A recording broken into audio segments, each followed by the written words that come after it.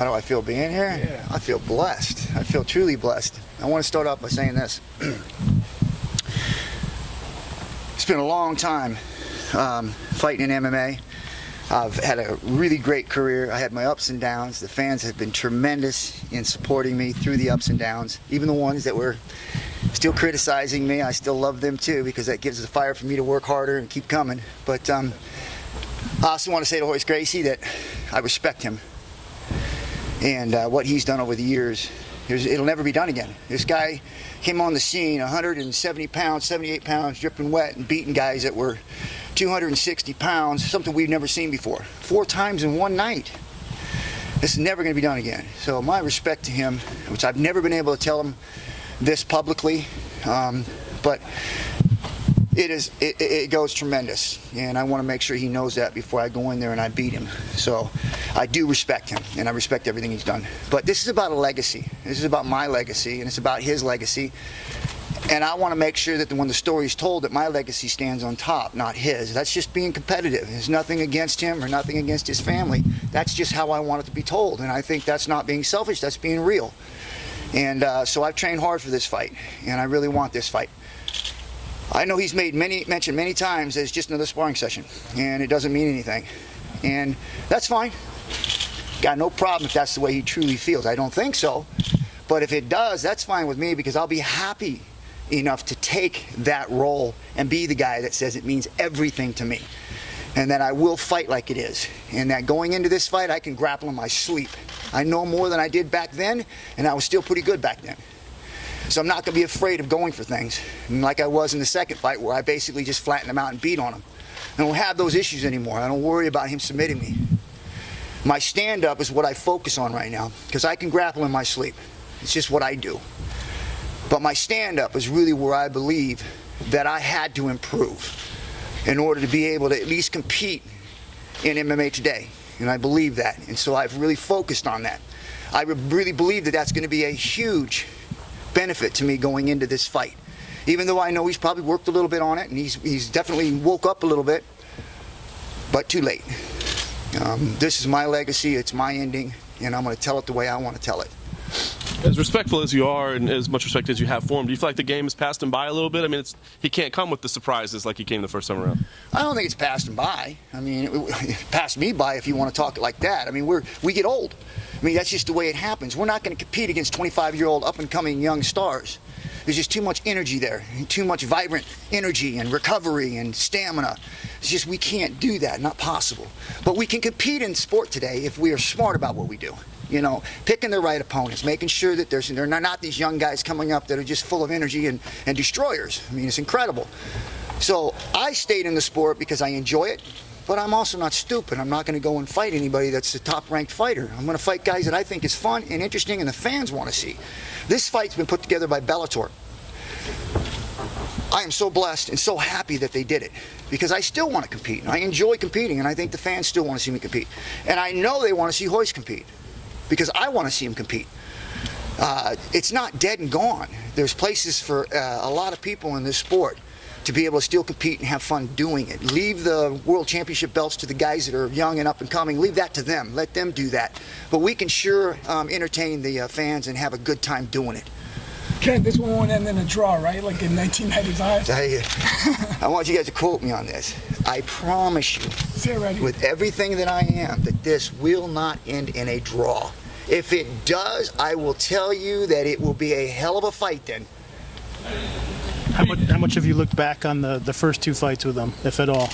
Oh, of course I do. I mean, it'd be ridiculous not to say I don't look at that, because obviously you want to look at something that you've done in the past and see where I'm at as opposed to where I was at then. Not necessarily him so much, but where was I then? And some of the things that I saw in those fights, you know, could they still be a trend for him? Things that he still kind of like maybe does the same thing? And I can look at those and kind of pick those apart a little bit. But I don't rely on them, you know. It's just to look at him, maybe get some ideas on how to train, how to prepare myself, different things like that. Because he's definitely changed to a point. I mean, I know he's going to come in bigger. I know he's going to come in a little bit stronger. I know he's going to come in with some footwork, maybe a few punches here just to kind of get me thinking. So, I mean, I know all this stuff. I'm not a dumb fighter. I mean, I kind of know the game. So, but to me, it's not about that. It's about what I do.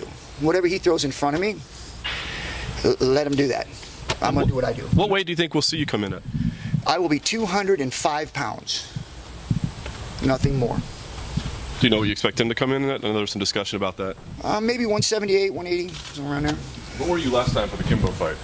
I was 203. Yep. You admitted you didn't have your greatest performance that night. Didn't look good. So what have you done to prepare yourself? Great all the way up to the point I became the referee. I thought it went great. Well, what have you done to prepare yourself differently this time around, and why did you want to keep on after that fight? Well, I mean, especially when the fight was over, I didn't think I would get another shot. I mean, I really didn't, because I felt I let it slip by. And in the sport that we live in today, you can't do that. I mean, we only get 1 or 2 shots at doing something. I was very fortunate at the beginning. There was a lot of openings there, and I was able to be very successful and get a jump out of the gate doing it. But today, it's just so many people are doing it, and so when that happened, I literally thought I just shot myself in the foot. Thank God that Hoist saw the fight and said, "I'll fight him." So here I am. Have you taken different steps this time around, or was it just the same type of training camp? What have you done specifically differently? Well, I'm not going to be the referee in this fight. I'm going to make sure that I finish the fight. You know, I have the opportunity. I just can't think about that. You know, and especially when you're training all the time and you've been laid off for a while. You go into training and the way you train is you catch it, you don't let go of it, but you allow the guy to keep moving, so you keep working. And so there were some things that happened in that fight. And, you know, the best guy won that night, no question. But there were some things that I did that night that definitely attributed to me not being in the ring fighting a lot. Most of the time you can get away with a mistake, especially with my caliber of grappling and my state of stand-up against a guy like Kimbo. You know, I mean, it just worked out that way, because that shouldn't have cost me the fight, and it did. But it is what it is. I go back into training. I put the edge on. Went and trained with Guy Mesger. Frank is going to be in my corner. I'm going to bring back the old school Lions Den, that attitude, that edge. So when I walk in the ring, it's nothing else matters but putting the guy out of the fight.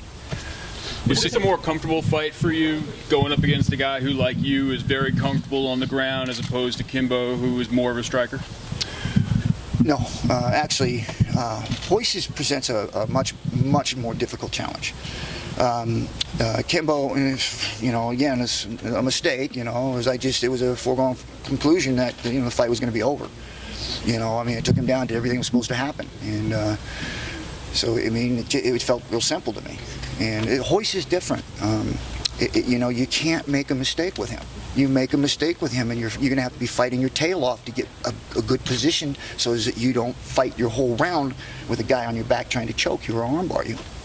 We've seen you linked to a fight with Dan Severn. Can you share anything? There's some news there, but we haven't heard a lot about it. Can you tell us, is that an official fight? What's going on there? Next. What kind of reaction have you gotten for fans coming back to fight Gracie one more time when you hear from your fans? I love it, man. You know, I mean, it just goes to show you that, you know, the fan support that I've gotten over the years, and for Hoist, I mean, we've both been very blessed to have the support that we have with the fan base. They have been tremendous throughout my career, and I'm sure that he's had the same support just based on what's happening here now. Two guys who are definitely very skilled in their crafts, have done a lot for the sport. But, you know, like I said, we're not going to be fighting guys that are 25 years old that are contending for the #1 ranked position. We're fighting each other, and for me, being able to step in the ring and have that fan support just says it all about what we've been able to do over the years, and how MMA has come from no holds barred to MMA to where it is today, where, you know, you just so many skilled fighters out there. So for us to be where we're at right now and headlining an event is a position that I will not take for granted. Ken, how do you stay in such great shape? I mean, it's 50, the new 20. Like, how could you motivate people your age to be in the type of shape you're in? Well, I think it comes to pride, you know. I mean, we all get up in the morning, we put our pants on all the same, and we all have those mirrors that we stare into. And I think we all can be pretty honest to ourselves when we look at it, and we can say, you know, am I going to live to be, you know, 80, 85, 90 years old and watch my grandkids grow up and their kids have kids, and, you know, am I going to be healthy enough to do that? And we can look in the mirror and pretty much be honest with ourselves and say yes or no. And to me, I think that's what it's about. It's about, you know, having, you know, pride in yourself, pride for your family, and but keeping yourself somewhat. I mean, you're not gonna have ripped abs and chest or anything like that, but no high cholesterol and heart problems and diabetes and all these things that can be controlled by diet. Those are things that we don't take very seriously, and I think that as we're watching our society out there, we're seeing a lot of them problems that are coming up, and it's not going to get any better until someone goes, hey, ding ding. Can you talk about fighting on Spike and why people should tune into this fight, see one more time at this point in your career? It's legendary.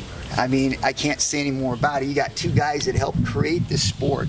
The first feud in MMA, the actual first guy who got a belt put around him, Royce Gracie, in a tournament. The first guy who ever fought in a single fight tournament and wore the belt, which is all coming to where it is now.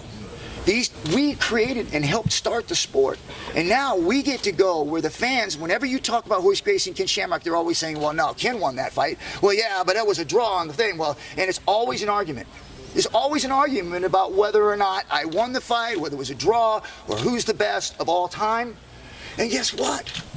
We get to prove it. Actually, go in the ring. We don't have to digitalize it on some computer and say, oh, he had a left jab here. No, this is real. We get to actually walk into the ring and actually prove who the better fighter is. The mental aspect, you talk about how it's bothered you for a long time. Obviously, the last fight was 1995, so over 20 years. How much was it a daily thing where you'd think about Royce, a weekly thing? Because I know you've talked about it like it's really the kind of stuck in your craw over the course of your career. So can you just elaborate on the mental effect it's had on you? Well, I mean, it hasn't really had much of a mental effect on me. The only time it ever comes up is like I was telling you guys earlier. The idea when the subject comes up when I'm already doing interviews or somebody asks me about it, and there's always seems to be this conversation about whether or not I laid on him. Did I really fight the guy? Did I win the fight? No, it was a draw or this or that. And so anytime it comes up, yeah, it bothers me because I felt like, hey, okay, yeah, it was a draw. I mean, on paper, it's a draw. But who would you have rather been? The guy with the blown up face getting carried out of the ring, or the dude who's standing there fresh going, hey, let's go another round? Oh, no, wait a minute. Royce only gets to do that. Or not Royce, but his family's the only one who gets to ask for 2 more rounds, but I can't ask for a round. So those kind of things, yeah, but it wasn't something that I dwelled on or that it bothered me when I was training with other fighters. No, it was just stuff that came up when doing interviews like this. When someone asked about it, I was like, yeah, it bothers me. Last one right here, guys. Do you have a prediction? Yes, I do. And that prediction will be told after the fight's over. Ken, most dangerous man in the world, your nickname before. What would be your nickname now? My nickname now? Yeah, like the 50-year-old version. Redemption. Redemption.